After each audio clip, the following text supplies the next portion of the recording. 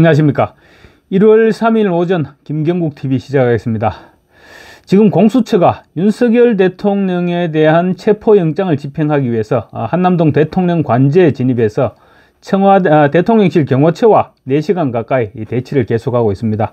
위법 논란이 있는 체포영장으로 현직 대통령을 체포하겠다는 사상 초유의 사태가 벌어지고 있는데, 현재 상황까지를 놓고 판단해 볼 때 오늘 체포영장 집행이 성공하기는 힘들지 않을까, 이렇게 전망해 봅니다.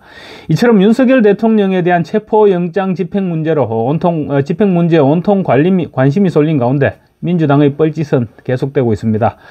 논란이 되고 있는 법안들을 무더기로 단독 처리하고 있을 뿐만 아니라 의원들에 대한 출국 금지령을 내림으로써 의원 외교가 올스톱되고 있습니다. 특히 야당 의원들은 이재명이 직접 내린 출국 금지령 때문에 예정됐던 트럼프 대통령 취임식까지 참석하지 않기로 한 것으로 그렇게 지금 알려지고 있습니다. 국회 외통위가 오는 20일로 예정된 미국 트럼프 대통령 취임식 참석을 위해서 대여섯 명 규모의 초당적 파견단 구성을 준비해 왔는데, 연이은 탄핵 정국에 지금 논의가 중단되고 있다는 것입니다. 외통위 야당 간사인 김영배 의원은 당분간 외교 일정도 중단하라는 당 방침이 있어서 민주당은 일단 불참하는 쪽으로 방향을 잡았다, 이렇게 설명을 하고 있습니다. 국민의힘 소속인 김석기 외교통일위원장은 의원 외교란 중요한 목적이 있는 만큼 여당만이라도 참석을 추진하겠다, 이렇게 얘기를 했습니다. 여야 간 갈등이 지금 체제전쟁으로 연결되면서 의원 외교까지 반쪽으로 갈라지고 있는 심각한 상황에 직면하게 된 것입니다. 지금 트럼프 대통령이 취임할 경우 경제 문제는 말할 것도 없고, 한반도 정책이 어떻게 될지, 또 주한미군 주둔비 문제를 포함한 주한미군 주둔 자체에 대한 정책도 불분명한 만큼 어느 때보다 의원 외교가 중요할 것으로 지적되고 있습니다. 아무리 정쟁을 벌인다고 하더라도 국익을 위한 외교에는 초당적으로 나서야 한다는 것은 관례 이전에 대한민국 정치인으로서 너무나도 당연한 의무입니다. 그럼에도 불구하고 민주당은 우선순위를 정쟁에 두고 있는 것입니다. 결국 이재명은 자신의 정권욕 때문에 국익을 팽개치고 있다는 비판을 피할 수 없을 전망입니다. 민주당 지도부는 지난 23일 대통령 탄핵 절차가 마무리될 때까지 의원들의 국외 출장을 금지한다, 이렇게 발표했는데요. 그런데 지난 그때 출국 금지 조치 발표 이후 김문수 의원이 가족 행사로 출국했다가 지난 12월 27일이었죠. 한덕수 국무총리의 탄핵안 표결에 불참했는데, 이재명은 직접 당 윤리 심판원 회부를 지시했습니다. 시범 케이스로 엄벌 방침을 결정한 것입니다. 김문수 의원의 경우 가족 행사라고 했지만, 그런데 클린턴 대통령 취임식 참여 문제는 완전히 별개의 문제죠.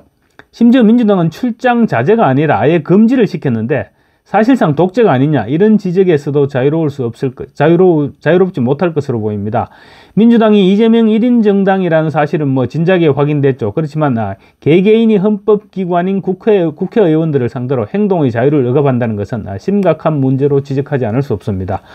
국회의원들에게도 이런 족쇄를 거리낌 없이 채우는 이재명이 나중에 혹시라도 만에 하나라도 권력을 잡게 되면 국민들에게 어떤 족쇄를 채울지 상상하기가 어렵지 않아 보입니다.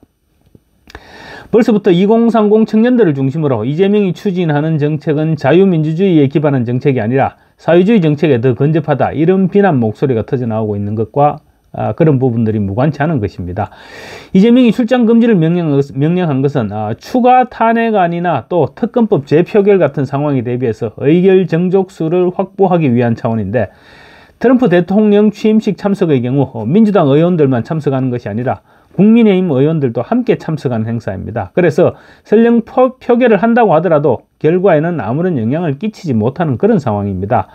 그럼에도 불구하고 해외 출장 금지를 명목으로 트럼프 취임식까지 참석하지 못하도록 하는 것은 이재명의 뿌리 깊은 반미 감정 때문이 아니겠느냐, 이런 지적을 피할 수 없어 보입니다.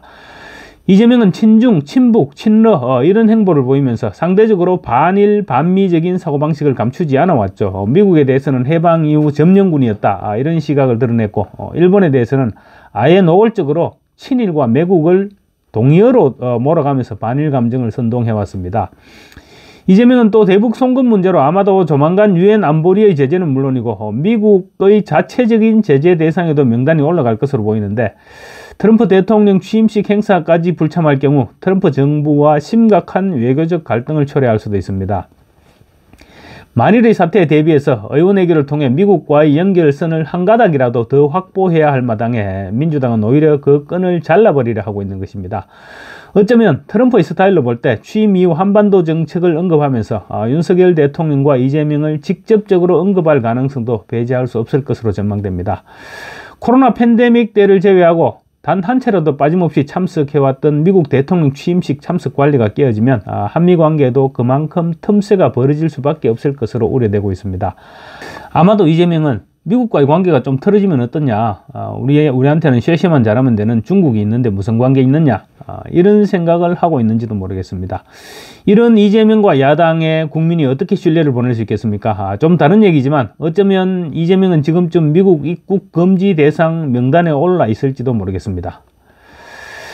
민주당의 단독 법안 처리와 관련해서 말씀드리겠습니다. 민주당은 지난달 31일 본회의에서 반인권적 국가범죄의 시효 등에 관한 특례법을 결국은 단독 처리했습니다. 수사와 재판에 관여하는 공무원이 사건의 실체를 조작, 은폐한 경우에도 공소시효를 없애는 조항이 핵심입니다. 이 조항은 이재명이 연루된 이화영의 쌍방울 불법 대북 송금 사건 수사 과정에서 검찰의 진술 강요가 있었다는 이화영의 주장을 염두에 둔 것이라는 말이 지금 그런 해석이 정치권에서 나오고 있습니다. 이 법이 시행되면 각종 민생범죄를 수사하는 경찰, 검찰, 공수처, 특별사법경찰관과 그 가족들은 평생 보복성 고소고발과 손해배상 소송에 시달릴 위험이 높아지게 되고 그렇게 되면 정상적인 수사와 공소 제기가 위축될 수밖에 없을 것입니다.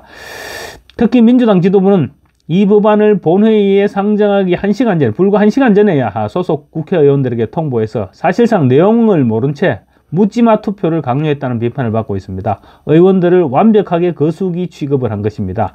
이와 관련 민주당 이소영 의원은 페이스북에 국회의원이 법안 내용도 모르고 표결하는 일이 발생해서는 안 된다라는 글을 올렸습니다. 이소영 의원은 이 법이 시행되면 수감자들이 형기를 마치고 출소한 이후에도 생이 끝날 때까지 자신을 수사한 공무원을 고소고발로 괴롭힐 수 있게 된다고 지적을 했습니다. 또 민주당 박균택 의원은 최근 국회와 대법원장 몫의 헌법재판관 후보자에 대해서는 대통령이 임명을 거부하지 못하게 하는 헌법재판소법 개정안을 발의했습니다. 만약 이 개정안이 통과돼서 시행되면 재판관 후보자의 신상이나 자질 등의 문제가 있어도 과반 의석을 가진 정당이 선출안을 일방적으로 통과시키게 되면 대통령은 재량권 없이 기계적으로 임명해야 됩니다. 대통령의 인사권을 완벽하게 제한하는 법안입니다. 한덕수 국무총리가 지난 19일 거부권을 행사해서 국회로 돌아온 국회 정은감정법과 농업 관련 사법도 민주당이 재표결에 붙일 전망입니다. 국회 정은감정법 개정안은 개인정보와 영업비밀보호를 이유로 국회 증인 출석, 자료 제출 등을 거부할 수 없다는 내용 등이 담겨 있습니다. 기업의 비밀이나 핵심 기술이라고 하더라도 국회에서 제출을 요구하면 모두 제출토록 강제하는 그런 법안입니다. 대한민국에서 기업 활동을 아예 하지 말라는 그런 법안이나 다름없습니다.